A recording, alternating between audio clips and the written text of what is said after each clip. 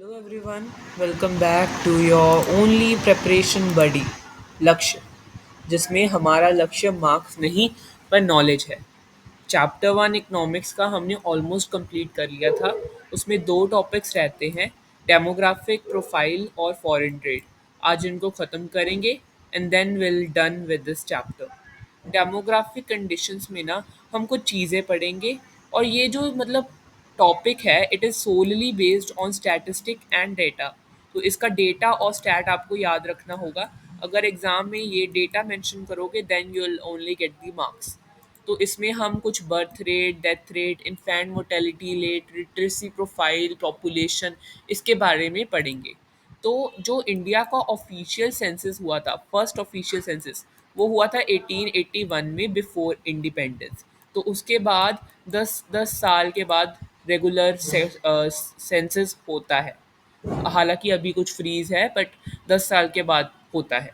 1921 जो ईयर था, the year of great divide है, क्योंकि उससे पहले the population was very, like, the population was decreasing, but 1921 के बाद the population is increasing on a rate, on a ratio. So 1921 was the year of Great Divide because the population was generally low before 1921. 1921 के बाद बढ़ने लगी। 1881 first census. तो कुछ data है वो देख लेते हैं। बर्थ रेट जो हमारी थी वो थी 48 पर 1000। डेथ रेट थी 40 पर 1000। लाइफ एक्सपेंडेंसी की एक individual average expected year of life कितने ईयर जिएगा, तो वो 32 ईयर थी। ये दिखाती है कि हमारी जो हेल्थ केयर फैसिलिटी थी और फेमिनाइन डिसीजेस थे वो बहुत ज़्यादा थे, और हेल्थ केयर फैसिलिटीज़ थी नहीं। लिटरेसी रेट सिर्फ 16% था, फीमेल का 7%। ये दिखाता है literacy rate is the population who can read और राइट। तो ये जो काम कर सकते हैं that is the literate population. इसका कोई एजुकेशन क्वालिफिकेशन के साथ लेना देना नहीं है। इन्फेंट मोर्टेलिटी रेट 218 पर 1000 था, और पॉवर्टी स्ट्रिकन था हमारा जो था। ओके, फॉरेन ट्रेड की बात करें तो ब्रिटिश ने अपने फ़ायदे के लिए स्यूज़ कैनल खोली थी। स्यूज़ कैनल 1869 में, जो ब्रिटिश को अपने जो कॉस्ट ऑफ प्रोडक्शन है उसको कम करने में हेल्प करती थी। और आगे देख लो तो इससे वॉल्यूम ऑफ फॉरेन ट्रेड बढ़ गया। एज़ हमने फर्स्ट पार्ट में पढ़ा था कि हम रॉ मटेरियल जो थे वो एक्सपोर्ट करते थे, एंड जो फिनिश्ड गुड्स थे वो हम लेते थे, इंपोर्ट करते थे। तो उसका वॉल्यूम, मास वॉल्यूम बढ़ गया।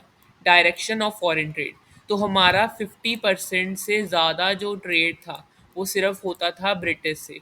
तो इससे ब्रिटिश ने हमारे यहाँ पर एक तरीके की मोनोपोली बना ली थी। बाकी ट्रेड जो था कुछ चाइना से होता था, और कुछ सिलोन जो उसको हम श्रीलंका कहते हैं, and then Iran. Drain of India's wealth, तो जितना भी सरप्लस होता था, जितना भी हमारा प्रॉफिट होता था, वो इंडिया की खुद की डेवलपमेंट के लिए यूज़ नहीं किया जाता था। ब्रिटिश उसको अपने फ़ायदे के लिए यूज़ करते थे। उन्होंने रेलवे बिल्ड की कि उनका जो कम्युनिकेशन चैनल्स हैं वो हो स्ट्रॉन्ग हो सके। तो that is key drain of India's wealth. Suez canal के बारे में कुछ देख लो कि 1869 में बना था। ये जो था ये इस्टुमस ऑफ स्यूज़ जो नॉर्थ इजिप्ट में है, नॉर्थ ईस्टर्न इजिप्ट में, उसका उसके ऊपर है ये।